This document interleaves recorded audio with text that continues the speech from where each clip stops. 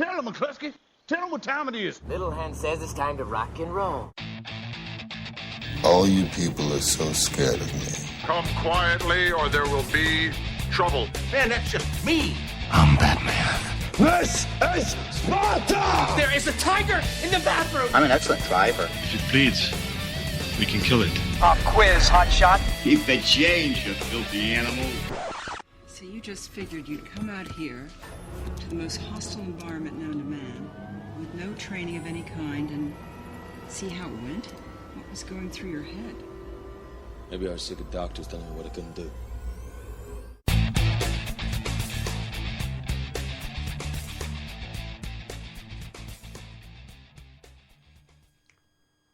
Hello and welcome to this week's Monday Movie Show. If you're listening to us live, we're slightly late. It's now 20 to 9 on Monday the 19th, and that's because it's Andrew's fault. Yeah, well, it's my fault, but I was on trains and such coming from places, so it was difficult for me to get back in time and all, and so we're kind of lucky that I made it at all, to be honest. Yeah, considering also what the weather's like here. It's where I am especially, help, yeah. It's been hailstorming today, it's been snowing today, it's been raining today. The only thing we haven't had is a tornado. We haven't had any of them yet either, I don't think. You know, better watch you're not off somewhere Toto, you know. Yeah, touching wood. Well, I'm Stuart, by the way, and I'm also joined by Andrew. Yeah, and hence why I announced your name. We are here to review films. So, like I said, we're live on the 19th of January. If you listen to us on Podcast World, anywhere in Podcast World, on iTunes or on Spreaker or on Podkicker or on YouTube, even on Facebook somewhere or on Twitter, welcome. Leave us some feedback. Leave us some questions. Tell us what you think of the show. We're looking at a lot of dramas this week. It's a very drama-heavy week when it comes to the films in the cinema section and home release section. But in the cinema section, we're looking at these films. We have drama, as amongst all the films. Yeah, drama.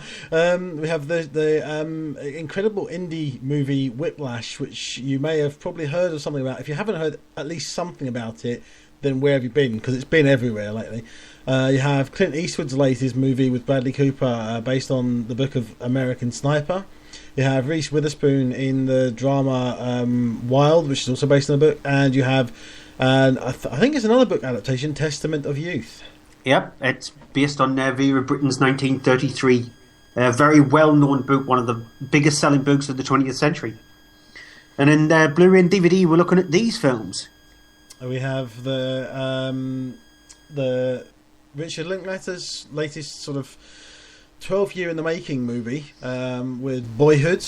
You have Liam Neeson back again this week. He seems to be with us pretty much every week now, in some form. This time in Walk Among the Tombstones.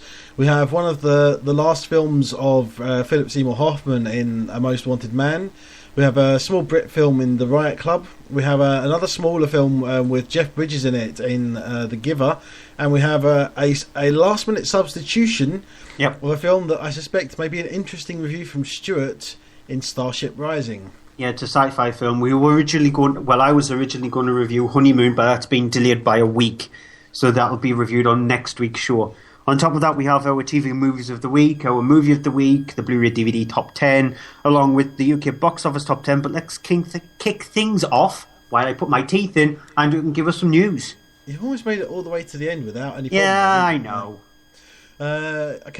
Piece of news. I got a couple of pieces. First off is about the movie 50 Shades of Grey, the adaptation of the E.L. James novel, which, despite not being released anywhere yet until getting screenings around about Valentine's Day, has become so far the fastest selling R-rated movie ever. It's according to website Fandango, which has a 15-year history, saying that the movie has become now the fastest selling R-rated movie ever to date. If you're not aware of the movie or the thing, it is sort of a big it was a big novel, sort of blow up. A lot of people reading it. Very, very graphic, sexual novel about a playboy sort of millionaire, Christian Grey, played by Jamie Dornan in the movie, who ends up starting a sort of salacious romantic sort of sexual relationship with character Anastasia Steele, played by Dakota Johnson in the movie. This movie, as I said, we've got the release of that is around about February, I believe. I think that it's a previews of February, but I don't think it's released properly until the week afterwards. No, it is actually released 14th of February. Is it the 14th? A Saturday. Okay. Yeah. Which is strange, but yeah, I'm not going to see it. I'm not going to be the creepy loner who sits there and watches a movie about bondage. That is just going to be slightly worrying. It's bad enough me going to see movies like Epic or kids films that are aimed at kids, U-rated films, when I don't have a child sitting next to me. When I'm going to see a movie that's about somebody who's obsessed with sex, that is even more questionable, I think. So it'd be sadder. I have to say, actually, I saw a film. It was David Fincher's version of Girl with the Dragon Tattoo, which, if you know it or if you don't, it has some very graphic sequences in it that are quite disturbing. Yeah. And I saw that in the cinema by myself on I think it was a Saturday afternoon, and there was quite a lot of other people in there also on their own, and it wasn't that uncomfortable. I mean, the thing I would ask you, do you think it'd be more uncomfortable to be in there being the only person in there alone, or being there and being another person who's there alone, and you end up at one point the two of you look kind of and catch eyes? Well, to answer that question first, the difference is that the Girl with the Dragon Tattoo, even though the book was popular, it's only one tiny little scene which centres around a really nasty scene. Whereas with 50 Shades of Grey, it's specifically aimed at women. So women aren't probably not going to go on their own, especially on Valentine's Day as well. They're going to go there with their partner. So, and it's all about sex. The whole book is all about sex. So on Valentine's Day, lots of couples, if you're in on your own and watching a film on Valentine's Day about the sexual nature that the film's about, then it looks really sad.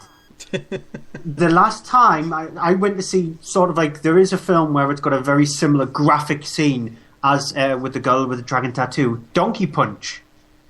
I went to see that. I was on my own. The cinema was full, and that has got there is a scene in Donkey Punch where it's the most uncomfortable I've ever been in the cinema watching a film. I was sitting there going, yeah, I hope people don't look around and stare at me considering what is on screen right at this moment in time. It's pretty dramatic and drastic and very OTT. But yeah, I'm not going to see this. You're the one who's going to see this, not me. Oh, am Pass. I? Am yes. I? Pass. Not going to see 50 Shades of Grey. Nope. Yeah, we'll see. My other piece of news is regarding the sequel to Now You See Me, which has been currently titled Now You See Me the Second Act. Personally, I think Now You Don't would have been better.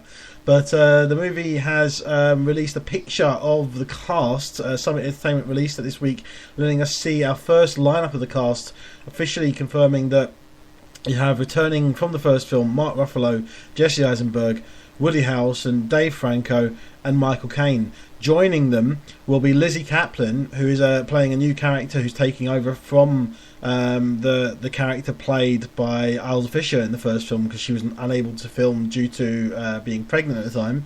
And also is Daniel Radcliffe playing the son of Michael Caine's character. The picture, though, is missing a character which might have been interesting to see return after the first film, of Morgan Freeman. So we don't know if he's returning or not. I'm guessing not from that. But the picture has been sort of shouting around amongst people because of the fact that it has a picture of Jesse Eisenberg with very, very short cropped hair. So a lot of fans regarding the Superman series are looking at that and saying, oh look, he did shave his head. We guess he shaved his head so he could be playing a bald Lex Luthor in Batman vs Superman. Yeah, and John M. Chu's tackling this one, isn't it? So he was the one who did G.I. Joe and like Step Up films and the Justin Bieber movie as well.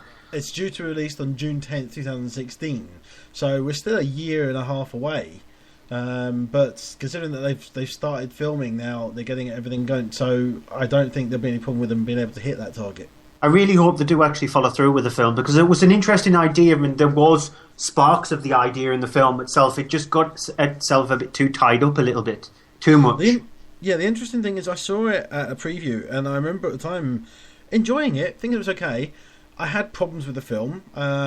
If you want to see them, actually, see what it is in detail, because it's one of the films that I did manage to get a review written up for it, which is on mondaymovieshow.co.uk if you search for it.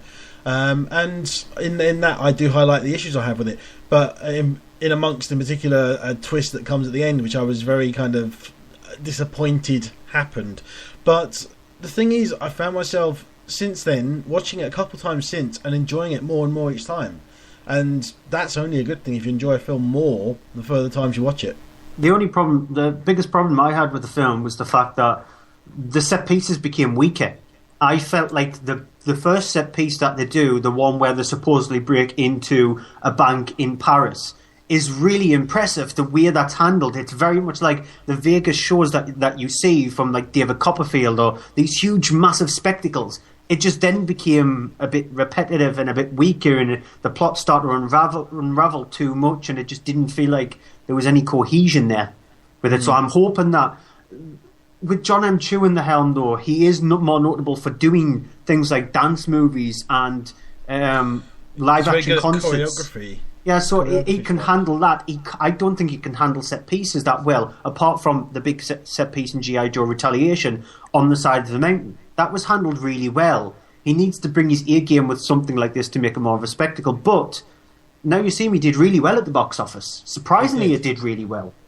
It did. It got that. It had that everyman appeal to it. Yeah. I've got a couple of pieces of news. We are going to quickly have a little look at some of the main front runners of this year's Oscars as well. But a couple of pieces of news that I've got is, according to Deadline, Frank Darabont has pulled out of the directing duties on the prequel to Snow White and the Huntsman, which is going to be called The Huntsman. The director's reason for leaving is down to creative differences on the project. Snore.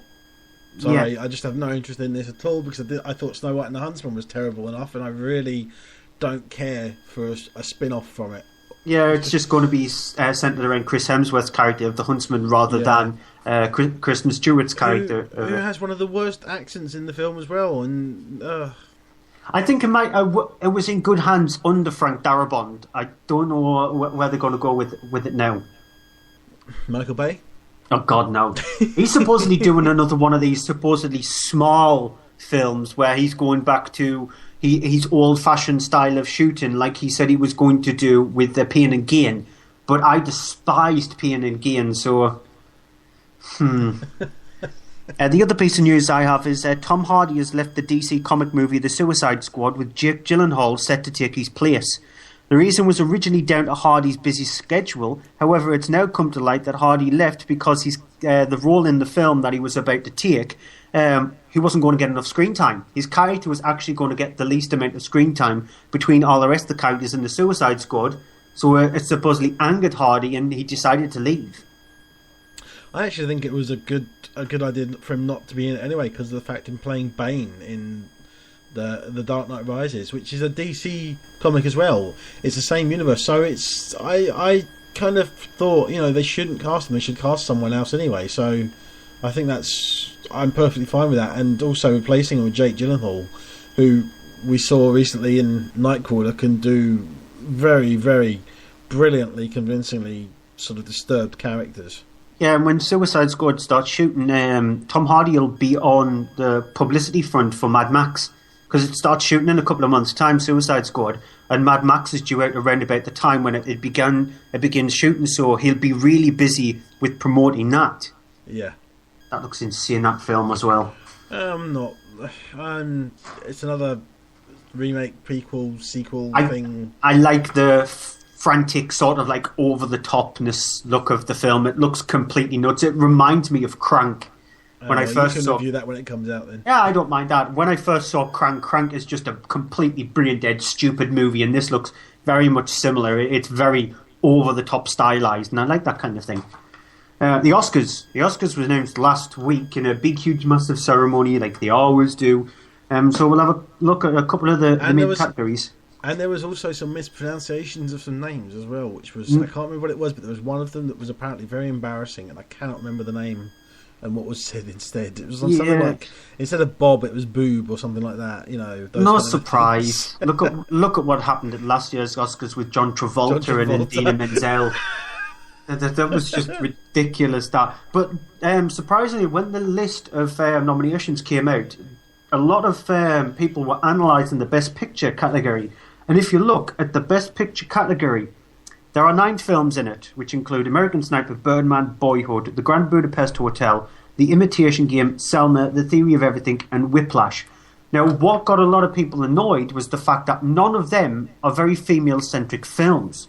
None of them have a female lead role in it. They're all very male-centric films, and that's the first time that's happened at the Oscars since 2000. I would also say that there are a couple of those films in there that I don't think are worthy additions to that lineup. I have nothing against any of those films. They're all fantastic films, but I think that there are sort of 6 there that are hitting well above the weight of the 2 others that have been felt like they've been added in there. Yeah, I'm when I saw the list of Best Picture, I could easily knock this down to 5. Easily knock this down to 5. Take out a few of them very easily. So one of the films we haven't seen, Selma, because it hasn't been released over here yet, so I can't comment on that. And surprisingly, again, as well, is obviously about Martin Luther King, an American sort of history thing as well. I'm surprised that it's not been included there, because that seems to be the kind of thing that generally does get into these categories, stuff that is kind of biopic things. Yeah, the thing also with Selma is it's done really well for itself because it was released in very limited numbers at the US box office, but then it was expanded to more cinemas, more screens, and it's gone at number 2. So just behind the number 1 film, which was American Sniper, which took stupid amounts of money. Well, I'll tell you the reason for why that got so much publicity and why it built up so well. I'll tell you, it's one person's name, Oprah Winfrey. Yeah, and it's the same thing with that, and with she got behind another film. She got behind Belle. Yeah, and made sort of noise about that, and people were interested in, and then it became big over there. Belle did massive numbers in America, considering it's a small film and a small budget film. It did a lot of money over in America, and it was largely in part due to the fact that Oprah Winfrey became aware of it, liked it, and cheered it on. And there's that sort of that following members of kind of the Oprah Winfrey cult, to make it sound really bad, but it's not. She kind of has that, she's interested in books, and people will, go on that, what she said and stuff, and same thing for films, especially if it is something that is to do with sort of black history, black actors, black American history or something like that. It's that kind of a thing that she raises the profile of that sort of a thing. Yeah, we don't want to go fully into the list itself, because 2 of the films, the one actually at the top and the one at the bottom of the list, American Sniper and Whiplash, we're going to be reviewing on tonight's show, so we obviously don't want to give our thoughts away, what we thought about the film, looking into that. But under director, you've got Alejandro Gonzalez Iñárritu for Birdman, Richard Linklater for Boyhood, Bennett Miller for Foxcatcher, Wes Anderson for The Grand Budapest Hotel, and I think surprisingly in there is Morton Tyldum for The Imitation Game.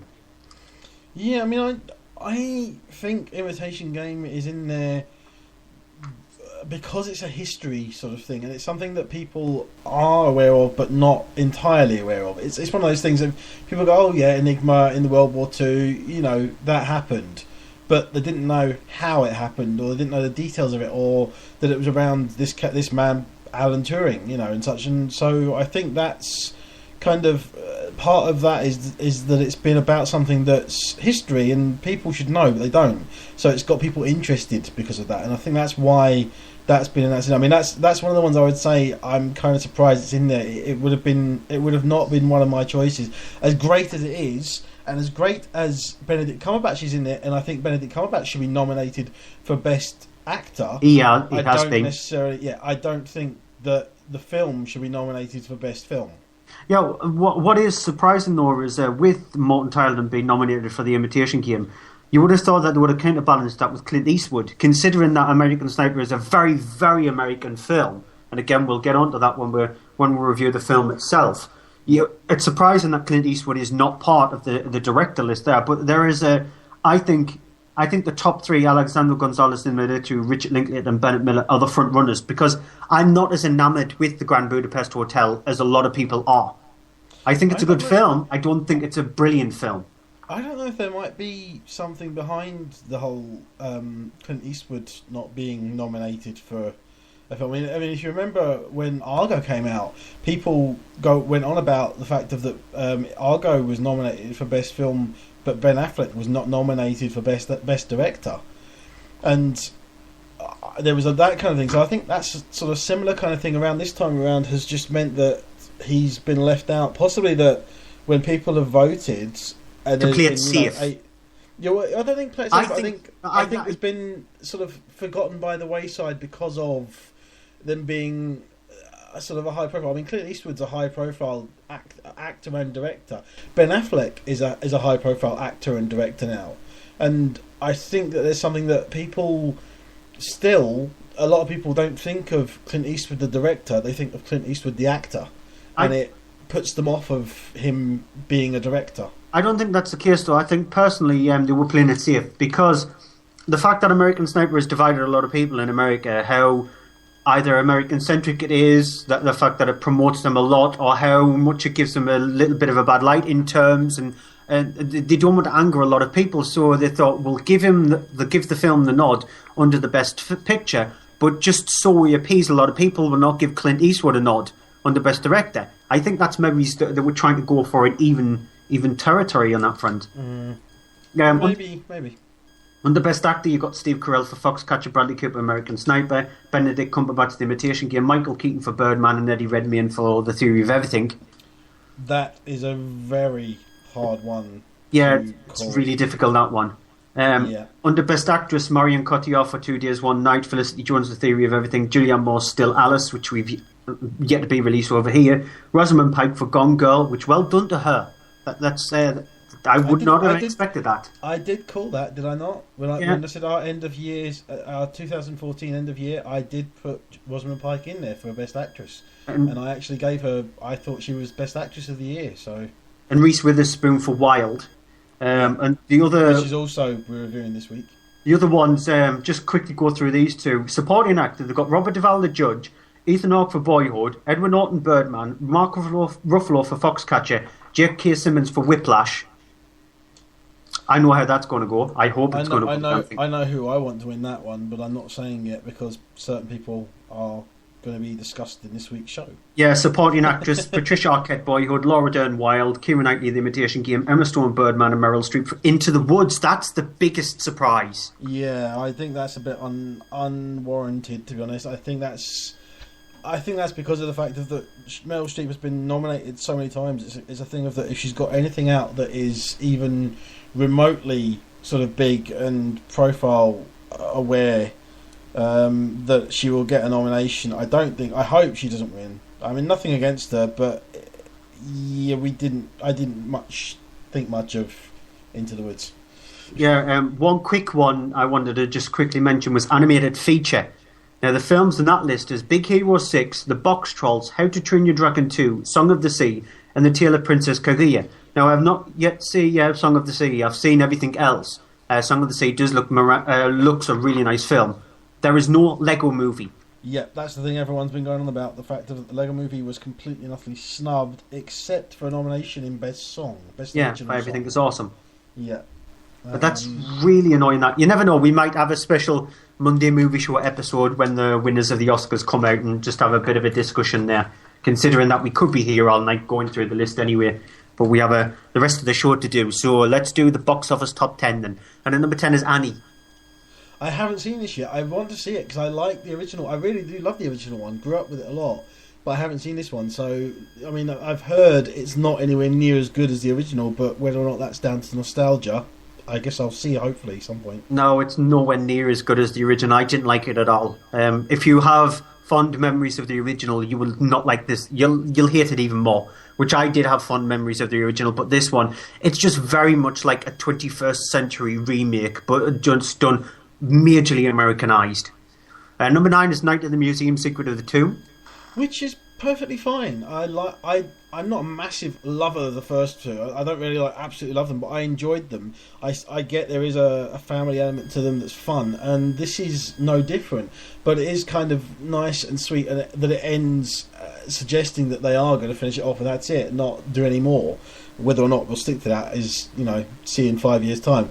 But I enjoy it, and it has a couple of sweet moments in it that kind of do hit you where your heart is. It's surprising, and part of that as well is the fact of having it be the last film I think that Robin Williams is in, and it's kind of a fitting, nice, at the end of it, you're kind of like, well done sort of thing. You don't feel disappointed. There's a lot of actors who have their final films come out in the cinema after their deaths. You watch it and you go, that's just a terrible final film. Whereas this isn't. This is a fun family film, and even has a couple of great cameos in it, which genuinely made me burst out laughing. And number 8 is Birdman. Absolutely fantastic, brilliant film. Definitely worthy of the Oscar nominations it's got. Does have some issues with pacing because of the fact that it's done in a certain style, but its unique thing is that it is filmed, and obviously there are cuts in it if you know what you're looking for, but it's done in a style to make it look as if it is 1 2-hour long take, the whole thing. It's full of great monologues, great performances. Michael Keaton is absolutely fantastic, and back on the big screen doing scenes that he just is absolutely fantastic and loving it. And he's supported by a great cast, including 3 sort of strong female characters in there as well. It's talking about female characters and female performances in films. None of them are sort of lead performances, but there are 3 great performances there. You've got Naomi Watts, Emma Stone, and I've forgotten her name now. Who was in Oblivion. Oh, I can't remember her name now. Damn you. Andrea Riseborough. Yeah, Andrea Riseborough. Yeah, the 3 of them are brilliant, and so is Edward Norton, who's in there as well. It's a great ensemble cast, and it's a very well written, weird comedy drama that has some weird twists and oddness to it. Number 7 is the Birdman, The Woman in Black, Angel of Death. Yeah, not my kind of bag. So your view on this, which I know is not going to be good, because I know you didn't review it because you were ill. Yeah. But I know that your views were very similar with Nathan, who filled in for us. Yeah, I had my say on this film last week. I was really disappointed with it. I quite liked the first one. I didn't love the first one like a lot of people did. I thought it was creepy and it had its heart in the right place, and Daniel Radcliffe was actually very good in it. This one is just very, very weak because you've seen everything that's been done before, and the house where it's set just loses all of its malevolence because you've seen all the nooks and crannies and what to expect. It's just it's a pointless film. It would have been nice to see a prequel, see how the house got the where it is rather than the where it is now. Maybe that'll be the next film. I don't think this has actually done well enough to garner a third film. It depends on what it does in the US. Unlike Paddington, which we'll get onto in a minute, in the UK box office top 10 has done really good in the US, surprisingly. Number 6 is a new entry for Foxcatcher, which is it's a good film. It's filled with good performances, but I think that the problem is that it's without those performances, it would not be as good a film. It's very dependent on those performances, and that's a shame because it is a great performance from Steve Carell, and it is a very good performance from Channing Tatum and also from Mark Ruffalo. But I have problems with the film. I think it has issues with pacing. I think there are scenes in it which feel far too much. Sort of, they hang around too much. A lot of the scenes in it, they don't seem to be there for any reason. A lot of the time, it seems to be intentionally just stretching things out to create this sense of lull and unease. And there's other ways it could have done that and made it a quicker film and made it a better film. So I don't have problems with it thinking it's a terrible film. I just have problems with it thinking how it could have been much better. And number 5 is Paddington, which, as you said, is doing brilliantly in America because of the fact that it is number 3.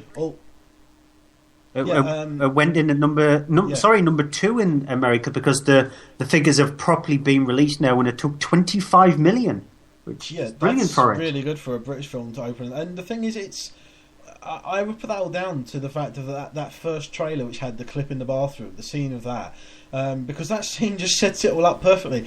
If you've seen that, you want to see the film, and you're not disappointed when you do, because it has just this lovable character that's created that has such a personality. It comes through in the performance on it, and it's so brilliantly handled that you can't help but fall in love with Paddington. It's absolutely brilliant.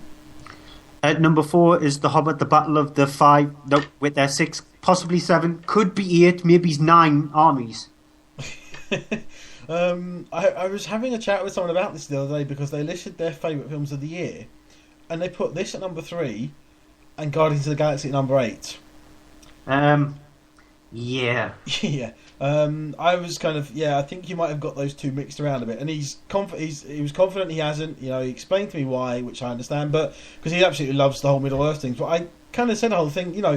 Lord of the Rings, brilliant, epic, loved it. The Hobbit, liked it, really enjoyed it, but just liked it. I did not love it. And this one for me actually is, I have seen it again since, and I still find it my least favourite of all the three films. I am looking forward to seeing the extended version of it, because I have suspicions that I will like that more, because of the fact that it feels very rushed for this one, and it feels as if a lot of stuff's been taken out just so that it can get to action sequence, and make it a big action thing. And I feel that there's things missing from it which would actually improve it for me. I still don't think I'd love it, but I think I would like it more. I never thought I would have ever said that I was bored of Middle-earth. I was bored of Middle-earth after the first one. After the third one, it just pushed me beyond my limits. And to be honest, I'm going to give a complete break from it. I'm not going to sit down and watch a Hobbit film or a Lord of the Rings film for at least a couple of years. I'll then break out the Lord of the Rings trilogy and then watch the Hobbit films and see my mind changes over the Hobbit. But I doubt it, because it disappointed me beyond belief. What you should do, if you're curious, actually, is get hold of the extended versions of them. Not for the films, not for necessarily for the extended versions of the films, because they generally are about 20, 25, 30 minutes longer, depending on which one you go with.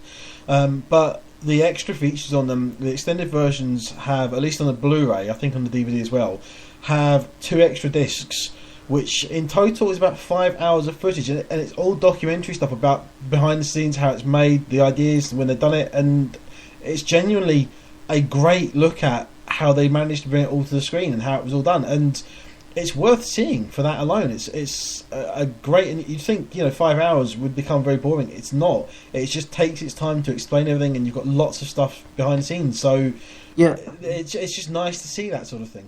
Yeah, I have the extended editions. I have the 5 discs extended editions of the Lord of the Rings trilogy, the ones with the statues and stuff. I have the extended edition of The Hobbit and the Desolation of Smaug as well. I have them. I just don't want to sit down and watch 5 hours of the documentary of it, because I was bored watching the film in the first place. I don't care how the film was made, because it had no heart to it. So I don't want to watch a 5-hour documentary about Peter Jackson rambling on going, we injected some heart into this, we've had better technology with this film. I don't care. The Lord of the Rings trilogy looks a much better film when you supposedly had inferior technology to work with. Well, but we could be here for a while anyway. Talking of not having any heart in films, we're going on to the last 2 films in the top 10. 3. At number 3 is The Theory of Everything. Theory of Everything. Not a film that doesn't have anything heart in it. It does have a lot of heart in it, and it's there without it being schmaltzy or off-putting. It's a quite powerful film. Again, like Foxcatcher, it's down to great performances by Eddie Redmayne and I've forgotten what her name is now, who was nominated for the film as well. Forgot what name, who plays his wife. Yeah, I know who you mean. You know, Felicity, no? Something? Yeah, I can't remember. That's bad. But yes, it's down to their performances, but also the great story of Stephen Hawking and how he ended up being where he is and having the life that he's had through all his adversities he's had to deal with of his illness, and still overcoming that to become a world-renowned scientist. Yeah, and number 2 is a new entry for Into the Woods. Yeah, I didn't get into this. I'm not a massive fan of musicals, I'll admit that, but I do like them when they're done well. I didn't think this was done well. I didn't like it, didn't get into it. It's got some moments in it where there are some nice attempts to do music, but to do some musical bits. But the thing is, anytime you've got a good musical film, you come away from it, you may come away and you're sort of humming the music or something like that in your head. It sticks with you. This didn't at all. Nothing stuck with this. I cannot remember a single piece of the musicals, any of the tunes. I can't remember any of the dialogue or the words. I can't remember anything of it. I can remember that it uses all these different fairy tale characters and has a great story that would be good just as a story, not as a musical, and then does it all up to a certain point, and then you kind of think, oh, okay, so we're finishing. No, it goes on for another 45 minutes. Anytime when you get James Corden and Johnny Depp to sing in your film, you have a problem. especially considering if you watch Sweeney Todd. When you watch the trailer for Sweeney Todd, you don't realise it's a musical at all. When you watch the film, you realise you're in hell. Because you're listening to Johnny Depp wobble on for 2 hours and he's Captain Jack Sparrow kind of voice. It's this exactly the same of Into the Woods. He just plays the wolf. He's in it for about 5 minutes, but yet he's Captain Jack as the wolf. And James Corden, he's got a good time when it comes to humour. When it comes to singing, he can't sing. He hit bum note beyond bum note. Meryl Streep is definitely the standout. So the one thing I would say in defence of James Corden, he's not as bad as Russell Crowe in Les Mis, but you're not as willing to forgive him as much as you are to forgive Russell Crowe in that. Because Russell Crowe's character is very interesting in this one. James Corden just plays the woodcutter. That's it. He plays a woodcutter. And it's just... a baker. A baker, sorry, and a woodcutter. He's a bit of everything, but it's just... Meryl Streep is the best thing about it, and she's managed to get an Oscar nod. Yeah, and I don't actually think that's earned, to be honest. Nothing against her, as I said, just not for this film. And at number 1 is a new entry for Taken 3. Yeah, or Taken. It's just full on cash cow. Same as the second one. I mean, I would say the one thing I would say is it's not as bad as the second one. It is more the same again. But it does have some, at least, sort of different ideas of not just doing the same thing of someone taken and that's it. It set up something, and the main character has to then go and do something different than just hunting down. Well, kind of different than just hunting down the whole thing with the introduction of the Forrest Whitaker character, the policeman chasing after him, which is a nice idea. And then they just go and completely screw it up by giving him weird quirks and making him just bizarre. You're kind of watching it and you're kind of watching, is this a spoof? Is it real? I honestly don't know. I can't tell anymore. Yeah, I've seen it. I have actually seen it. I thought you weren't going to see it. No, I've seen it within the gap of last week's show, and it is really bad because the fact that the film itself does absolutely nothing. There is one sort of like little action set piece when Liam Neeson's character is escaping from Forrest Whitaker's with the most inept police officers I've ever seen in a film, ever, chasing him down. He then goes into a sewer and goes into hiding, which he's brilliant at doing, and they can't seem to spot the fact that he's on public phones and stuff like that. Then there's a chase which happens inside of a huge, massive car park area where he goes down a lift, and all I thought was, I could be watching Die Hard 4.0 right now, with a better lift scene involving a car. And then they decide to introduce the main bad guy in the last 10-15 minutes of it, where he's supposed to have major malevolence against him, yet he looked like a character from the Muppets. He had as much badness as a character from the Muppets. And Forrest Whitaker, I don't know what the hell he was doing. Like you said, he had this some kind of... Every single time he was on the screen, he had to do a weird twitch of some kind. His hand had to be over here somewhere. And you're more interested in seeing what his hand was actually doing. Sort of like when we get on to Whiplash with J.K. Simmons' character when he's conducting the orchestra. He does everything with his hands. It seems Forrest Whitaker was doing that the same in this. It was like he was signing it. And then when it got onto the violence, when it was cutting away from some of the scenes and stuff was changed, edited down for a 12-year, you know you've got a horrendous movie. The editing of the film is really deplorable. It's horrible. It's terrible. And it reeks of 15 edited down for 12A, and it's so cynical. Just grow some testicles, release it as a 15-rated film, add the violence into it, introduce the bad guy properly at the start of the film, and make sure he's there present throughout the film, instead of making him the last 15 minutes of the movie because you realise you don't have enough story to stretch through 90 minutes. What's the point? Right, let's get on to our first review of the night.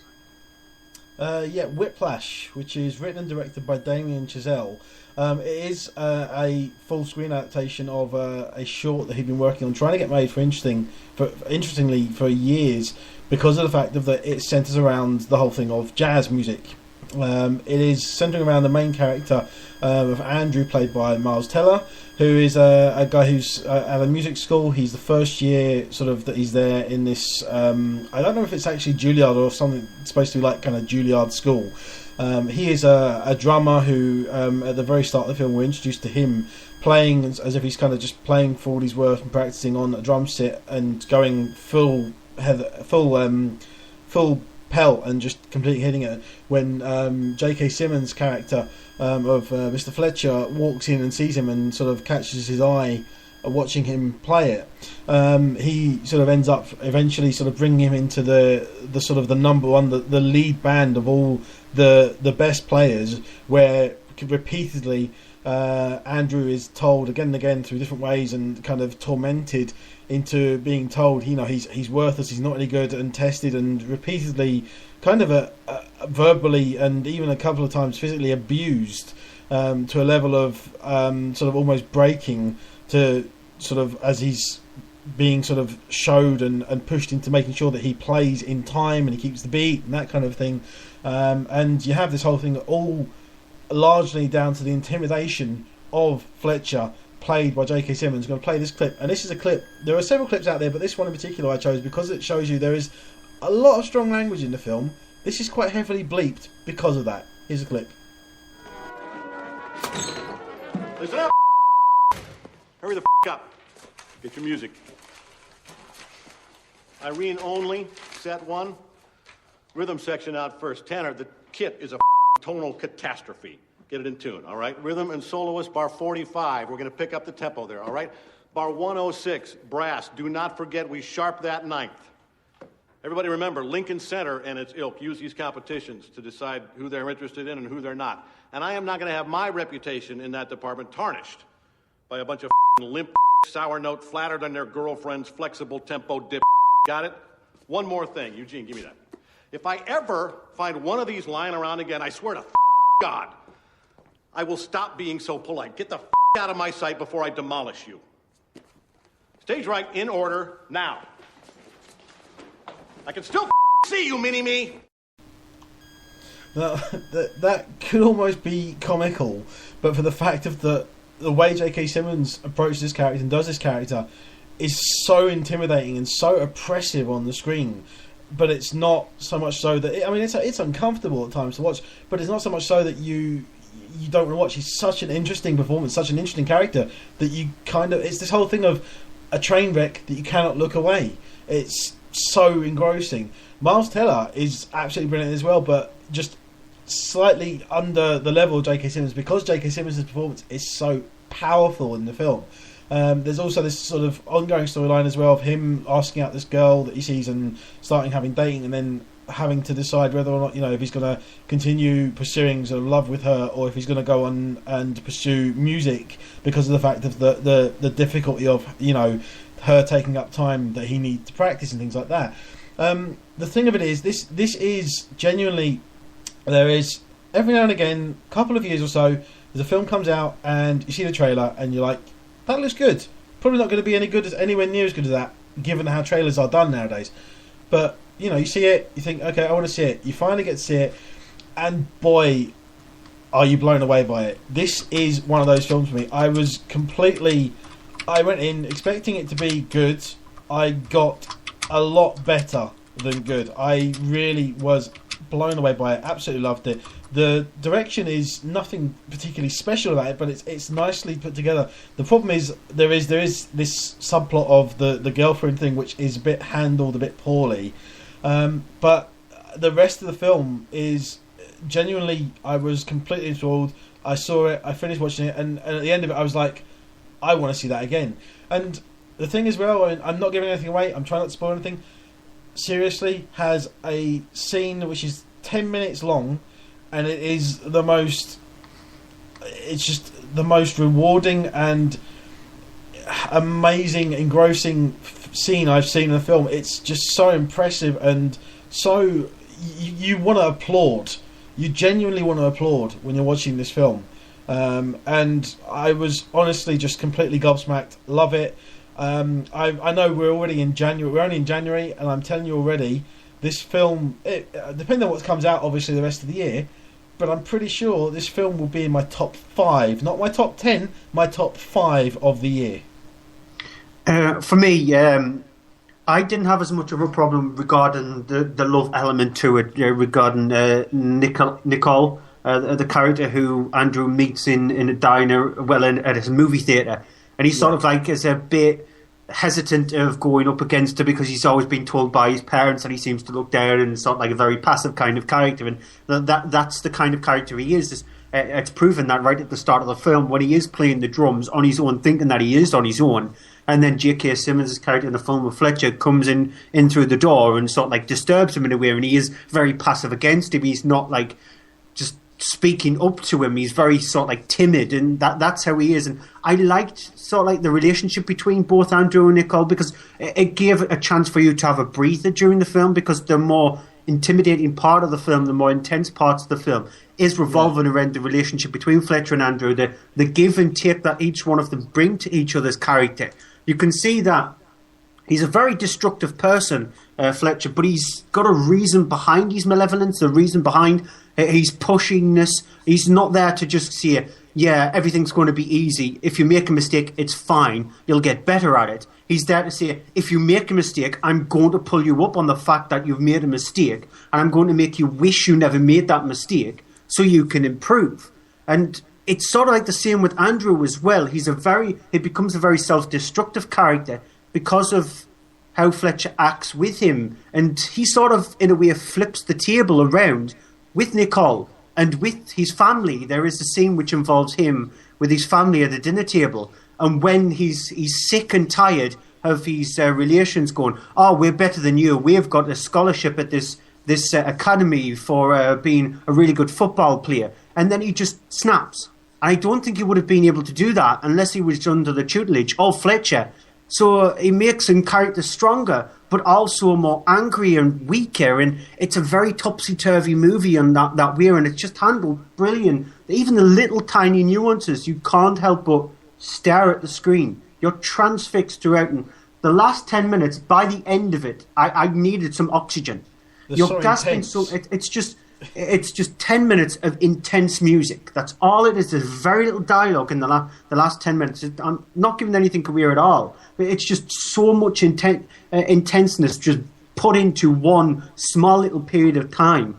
You just want to find a way of just releasing that at the end of the film by either speaking to somebody or just turning around and going back in and seeing it again, so you can relax a little bit, but then build it up again. It's just a brilliant film on that front. And when you said that it's probably going to be in your top 5 at the end of the year, I'm going to guarantee it being in my top 3.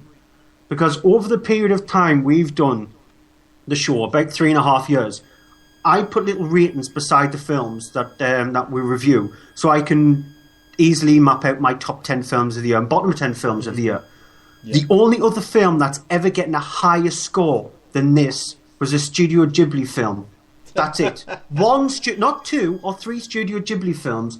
One Studio Ghibli film that's only ever getting a higher score than this. So if that managed to make my number 1, this should be a shoo-in for my top 3, unless there is 2 other films, and I have seen a Studio Ghibli film this year, and it's not better than Whiplash. So for that Studio Ghibli film, The Tale of Princess Kaguya is going to be in my top 5. This is easily going to be in my top 3 by a big, huge, massive margin. And there is only a couple of films that is coming out this year which I'm slightly more eager to see. One is out at the end of February in the form of It Follows. The other one's out in October, and that's Guillermo del Toro's new film, Crimson Peak. That's it. The rest, I don't know if they'll have a chance. Star Wars can go to hell for all I care. But it's just I think it's guaranteed to be in my top 3. It is that much of an important film. It is a great film, and also not too long a film, because it's not 2 hours long. It's 1 hour and 40 odd. Yeah. So it doesn't even hang around. And I mean, the only thing, as I say about the whole thing of the girlfriend sort of thing, I just felt it kind of falls by the wayside. And the whole thing of that, to me, the whole thing of what's important, worth fighting for, such things, and that kind of felt like it was, oh yeah, it's not important, drop it. And I just felt that there should have been more to that sort of thing, you know? Right, next up is American Sniper. It's directed by Clint Eastwood. This is sort of like his 30th film, something like that he's managed to direct. He's been involved in some kind of direction duty. But it stars Bradley Cooper, and it's based on a true story. It centres around a Marine in the form of Chris Kyle. And at the start of the film, we learn that his father is he's sort of like influential in his life. He explains the fact that there are 3 different kinds of people. There are There are sheep, there are dogs, and there are sort of like these wolves kind of people, and he doesn't want them to be like the sheep or the dogs kind of people. He wants them to be more forward. He wants him to concentrate on what he's doing. And so after a relationship that just falls by the wayside when he just walks in on his girlfriend with somebody else. Using my phrases. I'll use them if I want to. He decides to join the army, join the Marines, and he becomes sort of like a main person in the Marines. Over the tour of the duties that he did, the 4 tour of the duties to Iraq, he becomes this very noteworthy and very sort of like influential sniper. He's brilliant at his job. He managed to do something like 160 confirmed kills. I think it was 164, wasn't it? 162, 164, something You have to be quite specific, but it's around about the 160 mark.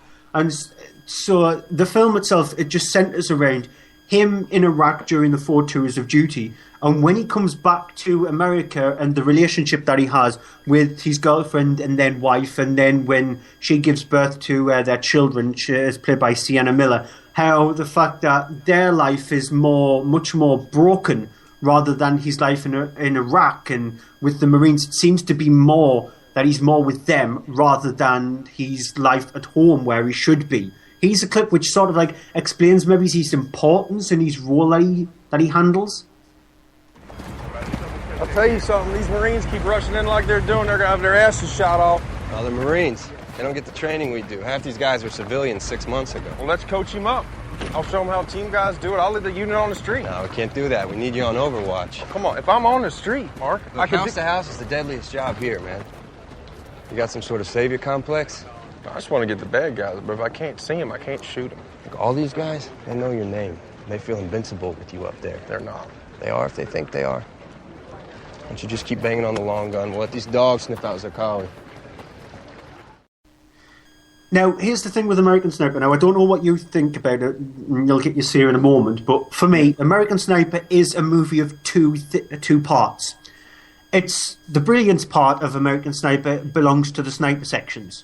It's the sections where Kyle is sort of like in Iraq itself, and when he's got these really tough decisions to make. It's brilliant the way the trailer plays out because it leaves you on a cliffhanger of one of those tough decisions that he's made. In the trailer, you see him, he's got his sniper scope on to a mother with a son, and he's unsure what's going to happen. And so when you see those scenes play out throughout the film, throughout the 4 tours of duty, and also his opposite number, the person who's on the Iraqi army, who's sort of like trying to stop him, that's where the movie is really interesting. That's where Clint Eastwood, I think, has got a knack, an eye for tension, a knack for building up character, a knack for showing what for what Chris Kyle is actually like. Where the film falls down, I think falls down badly for me, is the American side of it. It's when he tries to interleave a structured narrative regarding a family life that he's got back at home. When he interleaves that in between the film, it doesn't work at all. I think it drags the movie down. It's a movie that's trying to be a film that rests alongside The Hurt Locker, or films a bit like Zero Dark 30. It involves 9/11 and the war in Iraq and all that stuff. It's trying to be a film that matches alongside those ones.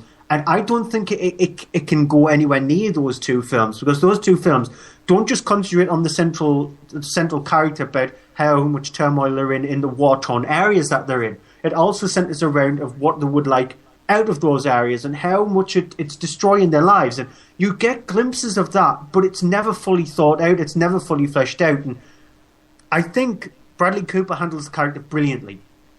I think he handles it really well. It's just everybody else around him and all the supporting characters, especially with Sienna Miller. I think her character is very underwritten. I think it's just there to add the extra bit, to add the family life to his character. So it's a movie that's very well made, very interesting, but very flawed. I largely agree with you on that. I think it is a film that the definite crux of the film is the whole thing of the scenes in Iraq. The problem I have with it is that it seems like when it's not in Iraq, it's on fast forward. It's skipping through things. It starts off, you have the introduction of him as a character when he's first introduced him as being a guy sort of aimless, doesn't know what he's doing, being a cowboy, and then kind of goes, well, what else is there? There's more to life than this. I need to do something more than this. And so he ended up joining the Marines, joining Navy SEALs, and that, honestly, I think was handled in about 5 or 10 minutes. And the film's 2 hours and 20 minutes, 2 hours 15 minutes. Yeah. And I felt that was very kind of forwarded over. And the thing is, this is supposed to be about as much as there's the whole thing of the conflict in Iraq and the scenes there in Iraq, the thing I had an issue with it is that this is a film where you're seeing a scene of a guy who is deciding, do I take the shot, do I not? Especially if you've seen the trailer, you see the shot, the opening scene of the film where there's a shot and he has to decide whether or not he's going to take a sniper shot at a boy carrying a grenade along the street. And there is that moment there, which it feels wrong because of the fact that you don't know what this character is like. You don't know what this character is thinking. You haven't been with the character enough and gotten to know him well enough to be able to feel what he's feeling, to have that. And that, I think, is a problem with it. You have this disconnect with the main character because of that. So that's why it becomes a point of that. Then the action sequences and the Iraq sequences become better and more thing because of the fact that it's similar to the kind of thing we've seen before, so we know this. But then it does come back to the US. It does have moments of him slightly showing signs of of PTSD and having problems integrating into a normal life and with his family, but it again glosses over it. It doesn't really focus on it that much, and it has moments where it seems like it's trying to, but then goes, no, we've hinted that enough. Let's go back to Iraq and do some more action, and that's the problem with it. It wants to gloss over all of the negative aspects of it, and that is why I actually have an issue with it. Whereas I think it's a great film. I do like it. I don't hate it. I don't have a dislike of it. But I do think that when it comes to the list of films that have been Oscar nominated, I don't think this should be in there. I think that maybe Bradley Cooper should be for his performance, but I don't think that the film should be overall, because the film's pacing, the way it follows the character, the way it sets up the character, is not smooth enough. It's very jarring, and not intentionally so. It's jarring because it doesn't know how to handle the US side, the personal family sequences. And so it glosses over them, skips over them, and gets to the action, and does, and the thing is, I think that it's been nominated because of the fact of the subject of what it is, and because it being an American thing, and kind of the American rhetoric that it does have for itself and for the country, and that sort of thing. So I think and I don't think it's done that just to go, oh look, we're a big American film, this is an American thing, this happened, and give us an Oscar nomination because of that. I think it's done that because that's the story it's trying to tell, but I don't think it should have been given an Oscar nomination. Yeah, and before we quickly go on to the next film, because we are majorly overrunning on this week's show, there is one scene which I don't even think that should have been in the film. I think it's just in there for shock tactics. I don't know if you know the scene that I'm talking about, but it's on the streets. It's one of the rarest scenes in the film itself where you see Chris Kyle on the streets rather than him up in his sniper perch, and it involves the main bad guy and one of the sort of like Iraqi boys, let's just see it, and an implement. Yes, yeah. There were moments that were, yeah. And the thing is, it's that scene as well. I think it's just in there to provide a shock tactic, I think. No, but the thing is, it doesn't even try to give it the shock tactic. That's the thing. The film's about war, and doesn't necessarily show, as much as there are scenes of people getting shot and stuff, and the difficult decisions that snipers have to make, it doesn't show the brutality of war. That scene, for me, was more disturbing, the fact that it didn't show how disturbing it was, and the detail. I mean, you saw it, but it didn't focus on it. It was kind of like it was in the background a lot, and I thought that was actually quite weak. I would have actually preferred it if that had been much more graphically, much more detailed, so much so as to make you go, oh my god, that's shocking, I can't believe it. It didn't have that Saving Private Ryan opening shock of this is war, this is hell, this is the kind of thing that happens. It kind of goes, this happened, but we're just going to show you it at the corner of your eye. We're not going to look at it because we don't want to look at it, we don't want to put you off. And that again, the whole glossing over things, that's the feeling that I got from it. Yeah, I don't think it should have been in the film, full stop. I think it should have either not been in the film at all, or it should have been in there full centre frame and for shock, to genuinely shock you and disgust you. It's move on time. We could be here for way too long. This is definitely going to overstretch the 2 hour mark. Next film. Yeah, I don't care. Wild, which is directed by John Mark Valley. It is the follow-up film by the director of Dallas Buyers Club. It's based on the sort of the book by Cheryl Strayed, who is the main character. It's based on the sort of her kind of her biopic sort of thing of and eventually basically her character Reese Witherspoon plays Cheryl, who is at the very start of the film. We are introduced to her when she's walking along this trail. It is a 1,100-mile hike that she decides to undertake herself. Gets at the very start of the film, her in a hotel room. She's got all these equipment that she's bought. She completely doesn't know what she's doing. She's following this trail that she'd read in this book, and she has all these brand new camping equipment she doesn't know what to do with. She's packing it all up. There's even some funny moments at the start of it where she's loaded this up and she can't actually get the pack off the ground because it's so heavy and can't lift it. And it's a thing that then is about her following this path that she's going. It doesn't have as much of a story more than that, but there is this whole thing of that through flashbacks we get to see the reasoning for her doing this, why she's doing this, what motivates her, how she came to be here, and sort of the history and things, elements of her life that have happened before and led to this moment where she finds herself. Here's a clip. I interview hobos for the Hobo Times, drive all over the USA, and I have to tell you, lady hobos, hard to find. Oh, I think you're mistaken. I'm not a hobo. Second of all, that's a real thing, the Hobo Times? Yeah, it's real enough to pay for my rent and gas. So, how long have you been out on the road? I'm not on the road. I'm hiking the Pacific Crest Trail. I just had to bypass a chunk of it because there was a snowfall this year. Okay, so if you're not a hobo, where do you live? I'm between places right now. I'm probably going to live in Portland when I get off the PCT. This is so cool. I mean, I've only spoken to maybe one other female hobo in 2 years. Let me reiterate to you, I'm not a hobo.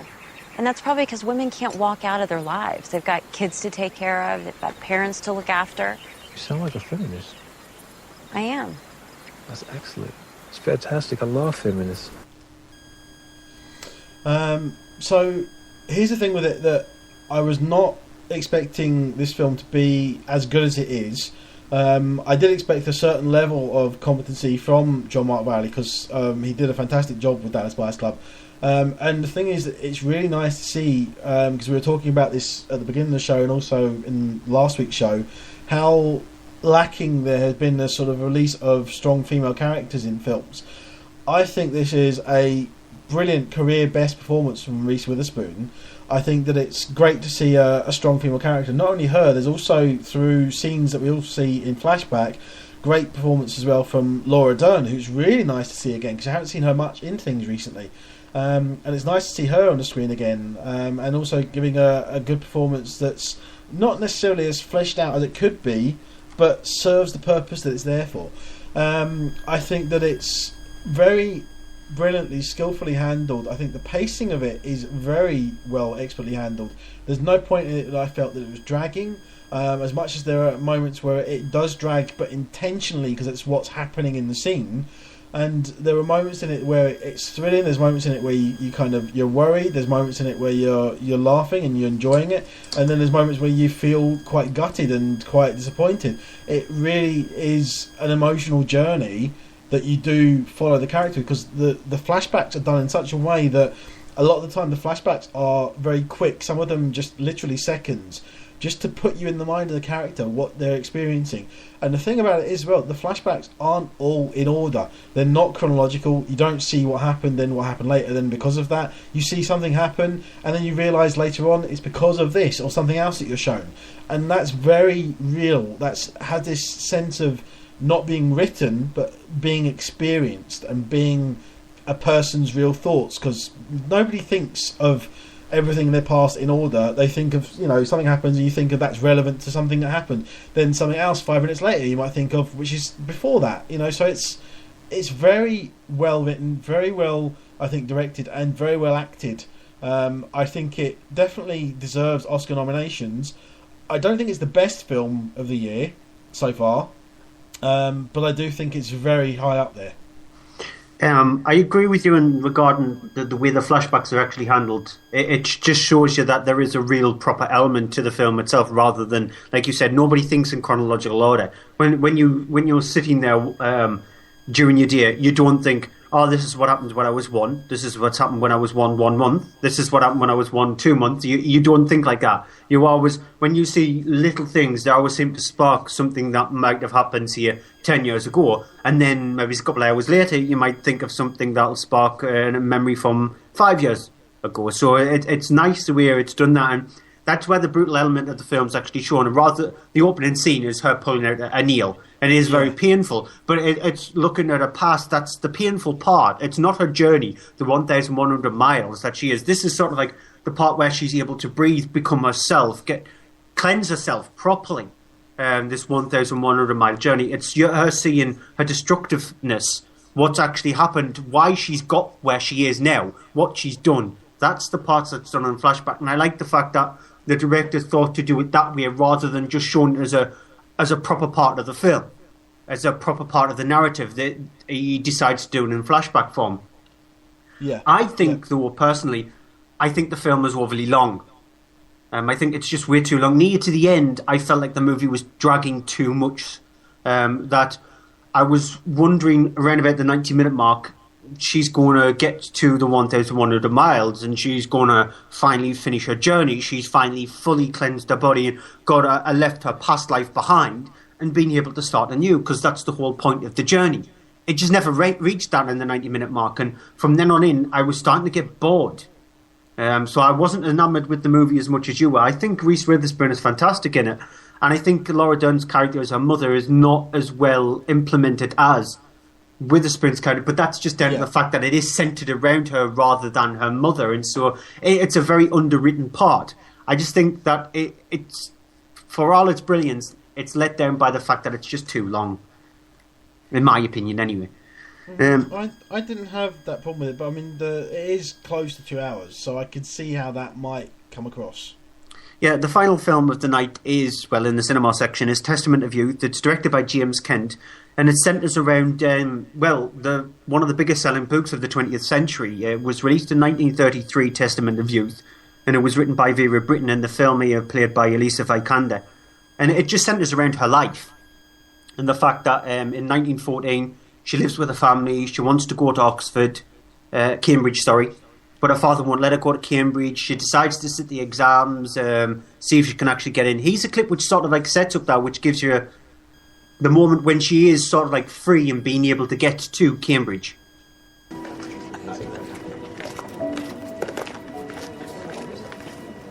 The results from Oxford.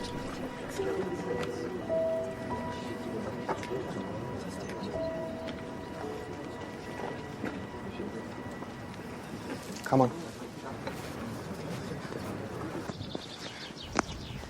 No one will disturb us here.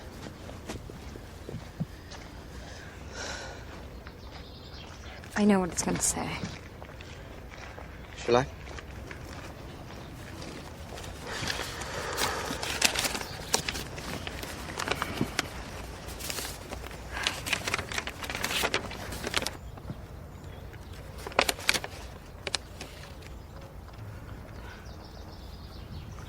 You got in.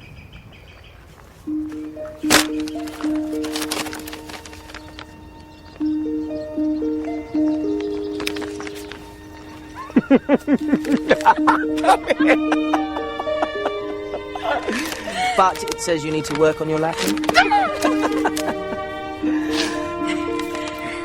You better tell Roland. Do you think? Go on.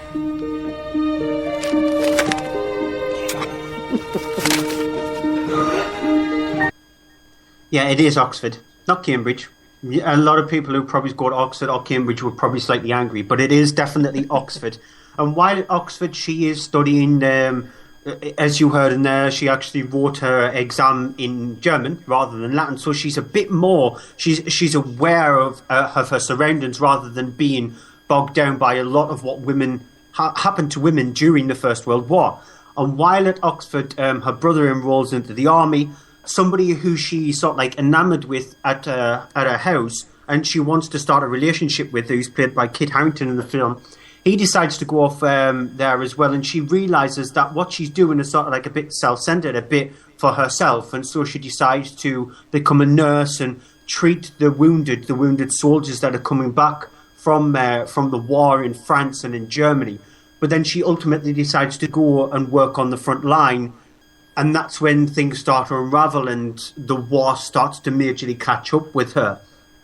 The thing with Testament of Youth is, it is a very well-known book. It is one of the biggest selling books of the 20th century. It was very important to women because it showed that there was a very strong woman out there. It gave women a voice in the form of Viva Britain. So she's a very well-known writer, a very well-known author, and brilliantly played by Alicia Vikander. She's actually going to appear in Ex Machina, which we're going to review next week, as the sort of like the automaton robot and that. And she's an actress who's definitely coming to the forefront. It's another one of these actresses which I'm going to keep a close eye on, and very interested to see what she does next after this and Ex Machina. And I'll actually go and see it because she handles the character brilliantly. She's from Sweden, but you would not notice that when you watch the film because she has got this very stiff upper lip British mentality to her character. There are times in the film where she slips, but you can forgive her because it's a really hard thing to do when you're not British, when you're not going, oh yes, I fancy a cup of tea. That's how she's supposed to speak. She's supposed to speak very high and mighty because that's what her father is like, who's played by Dominic West in the film. And so when things happen to her, you do really feel for her because it's just the way Alicia Vikander plays it. Also, the supporting characters around Kit Harington, who plays the love interest of her, Hayley Atwell, who plays Hope, who's a friend of hers, and Dominic West, who's her father, and Tyrone Egerton, who plays her brother. Very well handled. The characters are properly fleshed out. They're a proper meat to their bones rather than just getting little flashbacks or little bits and bobs of the characters. It's a really interesting film. It does, every now and again, fleeted down into the sort of like twee territory, but it never stays there too long that you're finding yourself drifting away from it. It flows brilliantly. It's on for just over 2 hours, and it never feels like it's that long. So it was a movie that I'll watch it because we'll need 4 films to review and we'll flesh out the show a little bit more. But I'm glad I saw it, because the screening that I saw it in, people were very well behaved. And you probably have saw the little rant that I had on Facebook to sort of like ease the pain from my cinema after I went to see The Pyramid last year, right after I had one of the worst experiences I've ever had at the cinema. This was one of the nicer ones because the people understood the film. So it's a very well made, very nice, very quaint, but very well acted, very well told movie. Very well. Yeah, very well. I think you're interested in seeing it as well, aren't you? I did. I wanted to see it, and I think there was a chance I could have seen it at a preview, but not. It didn't get a big enough release that I think it was on local to me or at the time, so I haven't had a chance. So I do want to see it though. Yeah, I highly suggest you do. Well, that's it for the cinema section of the show. We will be back in a moment with a Blu-ray and DVD section of the show when Andrew is actually taking charge of it, and then it gives me a chance to be able to construct my sentences properly. Yeah, so stick around. Yeah. Oh, I can't believe I did another Arnie reference too.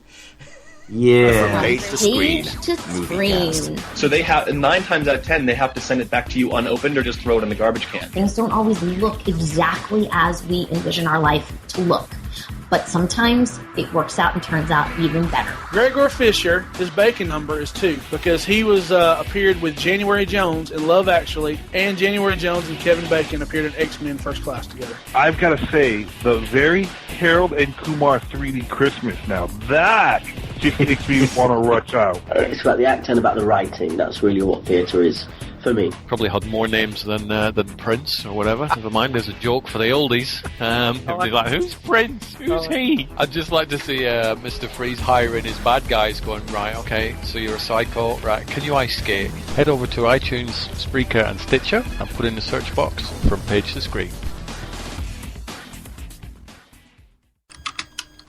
And we're back with this week's Monday Movie Show on the DVD and Blu Ray home releases, which we're going through a look, as usual, at the DVD and Blu Ray top 10, and then these new releases. Yeah, we have Richard Linklater's sort of like very unique take on a drama, stretching across 12 years with Boyhood.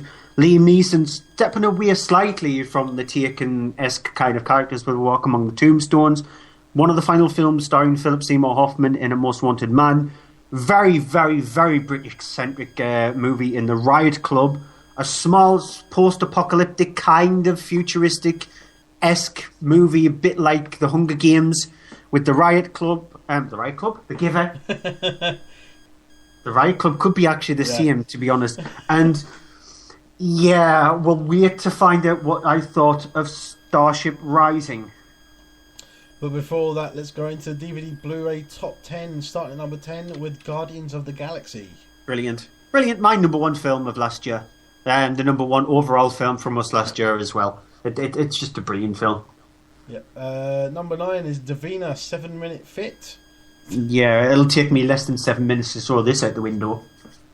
It's finally heading out of the box office the DVD top 10. Frozen is at number 8. After 42 weeks. Yeah, it's not dropping down gradually either. It's gone from number 3 to number 8. Yeah, and so it'll probably go out of the chart. It'll probably go back up with there, so it can actually make the full 1 year. Don't jinx it. Don't jinx it. Don't jinx it. We want it out. Get rid of it. Get rid of it. Disney will just realise this and then do another buy one get one free. Number 7 is X-Men: Days of Future Past, which is very good. Waiting for the next X-Men film, Apocalypse, isn't it? Yeah. It's the next X-Men film, which is next year, 2016, which is not going to feature both Patrick Stewart or Ian McKellen. Yeah, they said that they're not going to be in the next film. I have no problem with that because it is more of a sort of going back to the earlier origins of the X-Men sort of thing. So yeah. Number 5 is The Wolf of Wall Street. Yeah, you've missed number 6. Sorry. Yes, number 6, The Grand Budapest Hotel. And I'm not as enamoured with The Grand Budapest Hotel as a lot of people are. I thought it was really good. I thought it was very witty. It was very well acted. I loved the stylised shooting of the film. The cinematography is brilliant. And the soundtrack's really well handled. I just think the film is a bit... There are elements of the movie where I thought, fine. It's a really good film, but not as brilliant as a lot of people are making it out to be. I think you're wrong. And number 5 is The Wolf of Wall Street. Way too long. Over an hour too long. And that's a lot to cut out from a film. Okay, number 4 is Left Behind. Terrible, terrible movie. I watched the top 10. There's a people on YouTube called Box Office Mojo, which do some like 3 or 4 different top 10s every day. And they did their top 10 worst films of the year. This was number 1. If I saw this film in 2014, this would have definitely been in my bottom 5 of the year. It's really, really terrible. Number 3 with another fitness DVD with Charlotte's 3-minute belly blitz. Yeah, 4 minutes less than Davina's. Yeah, that's true. And number 2 is new entry for Before I Go to Sleep. Very well acted film. It's a 3-pronged film. It relies on the 3 main actors in the film itself, but very well acted from each one of them. The story flows very well. There are a couple of shocking moments in the movie which sort of like wakes you up, but it's a really enjoyable film. Another new entry at number 1 for Lucy. Fast, frenetic, insane. One of Luc Besson's better films over the last few years because he has gone into very stereotypical, boring territory. This is a breath of fresh air on that front. There are a few problems here and there, specifically the way the end's done. It gets caught up on itself way too much. It thinks too highly of itself in the last 10-15 minutes, but it's still very well paced and very well shot and very well made. Yep, so that is your DVD and Blu-ray top 10 for this week. Going straight on then quickly into our first DVD release this week of Boyhood, which is Richard Linklater's 12-year epic, basically, that took 12 years to film, following a young man, and you have the main character of Mason, played by Ella Coltrane, who is, at the start of the movie, is, I believe, 6 years old? Yeah. 6 years old. And is basically, the film follows him through the next 12 years with him playing a character, sort of not playing himself, but then also you have other characters around him, played by in particular a couple of actors, Patricia Arquette, who plays his mother, and you have Ethan Hawke, who turns up eventually as his father, who has kind of not been there and around in his life. Also playing his sister is Lorelei Linklater, who is the daughter of the director, and the film follows them as she also grows over the 12 years. It's all filmed over the 12 years, so you actually see the actors grow up as you're watching them in this film. And the film goes on for, obviously covering that much time. It does take its time out and spread things out. It has a running time of 2 hours and 45 minutes. And the thing that allows it to do is to have scenes which are not rushed. They're very slowly paced, but they're great drama because they have this whole thing of this scenes that feel real, of just people talking and drama and the dialogue. I'm going to play a clip of that just to give you an example. Dad? There's no, real magic in the world, right? What do you mean? You know, elves and stuff. People just made that up. I don't know. I mean, what makes you think that elves are any more magical than something like a whale? You know what I mean? What if I told you a story about how underneath the ocean there was this giant sea mammal that used sonar and sang songs, and it was so big that its heart was the size of a car and you could crawl through the arteries? I mean, you'd think that's pretty magical, right? Yeah. But, right this second, there's, no elves in the world, right? No. Technically, no elves. So, here's the thing with Boyhood. It is a it's one of these films that's almost like a cross between a documentary and a drama, a docudrama of sorts. Because of the fact of that the approach to it is, obviously it's not filmed that they're aware of cameras. It's not like a documentary. It's not filmed like a documentary.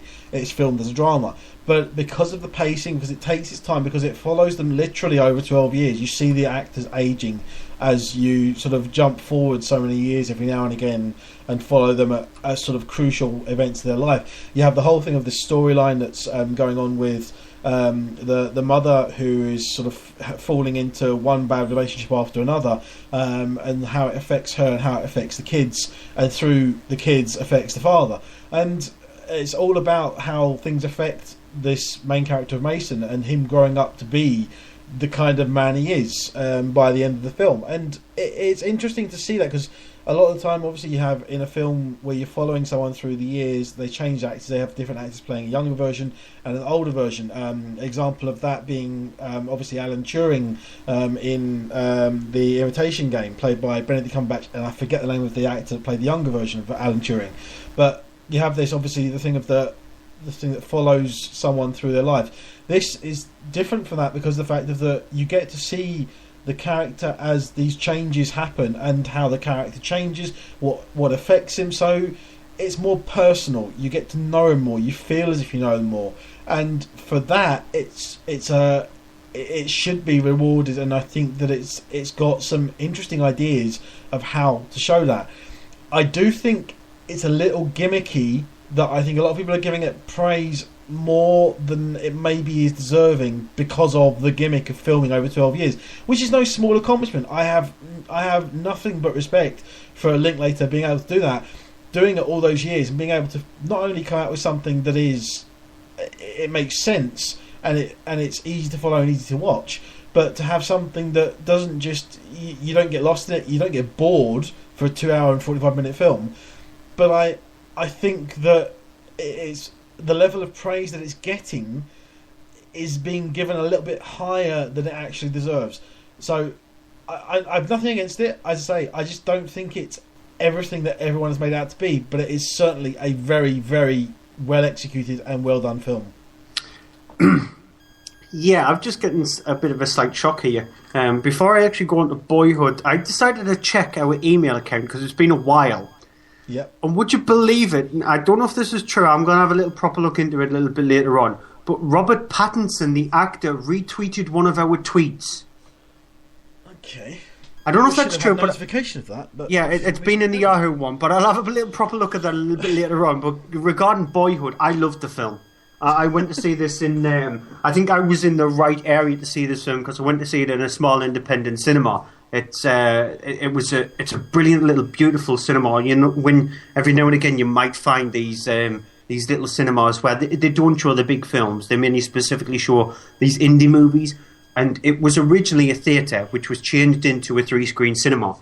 And you could sit anywhere you wanted to. It had ushers in there, and the kiosk where you buy your refreshments was actually inside the screen in itself, and it closed during the adverts, so you could still buy your drinks during the adverts. And I think I was in the right frame of mind when I went to see the film, but for the 3 hours that it was on, I was comfortable through the movie. I was following the characters. The acting was brilliant from everybody involved.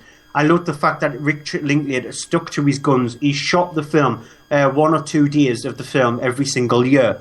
So you see the characters properly grow up, and so you grow up with them. It's a very incidental movie. Very little happens in the film, but you don't care because it's so brilliantly acted and the story is so interesting that every little nuance, you just find a big, massive, just like a little nugget of information there. And I loved it. I loved Boyhood. Definitely one of the best films of the last 5 years, in my opinion.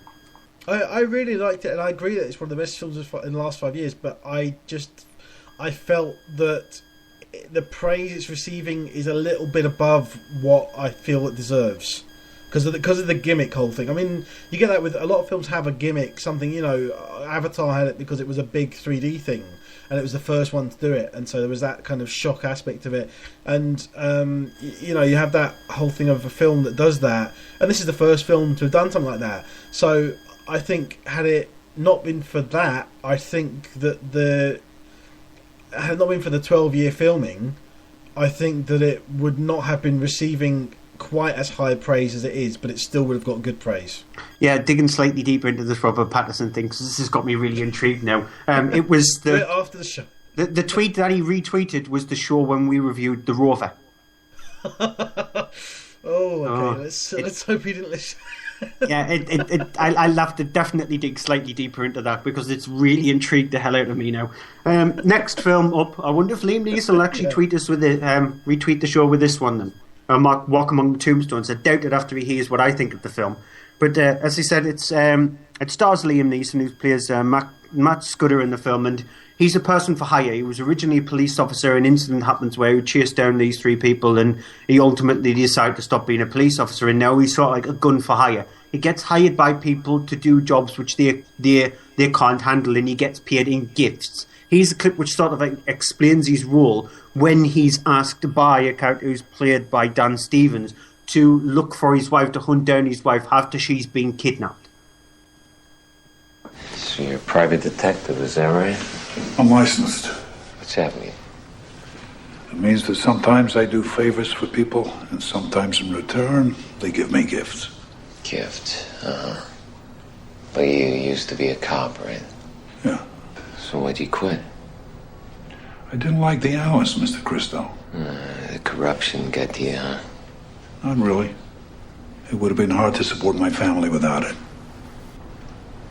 Well, this was really my brother's idea, you know, bringing you out here. You want? I can leave. Someone's kidnapped my wife. When did this happen? Yesterday. You should be talking to the FBI. I'm talking to you. Look, Mr. Christo. Kenny.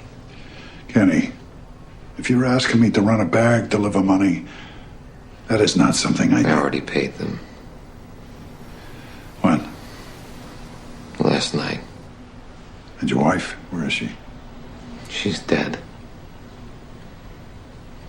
I paid them, but they killed her anyway.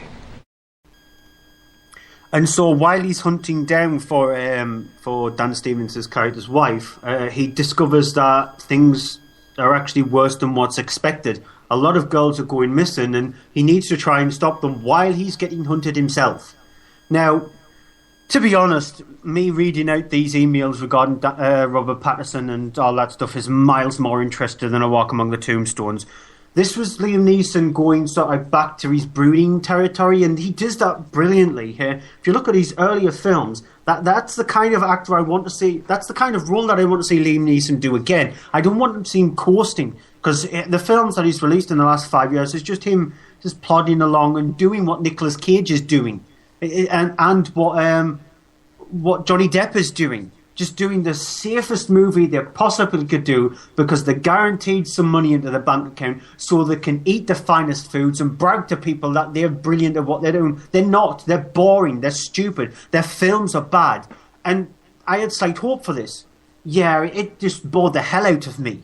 I was tempted to just have a nap during the film, because I would have been much more interested in the film. It plods along so much so that you're just wanting him to punch a goose in the face, or just do something very off-kilt to liven up what's going on in the movie.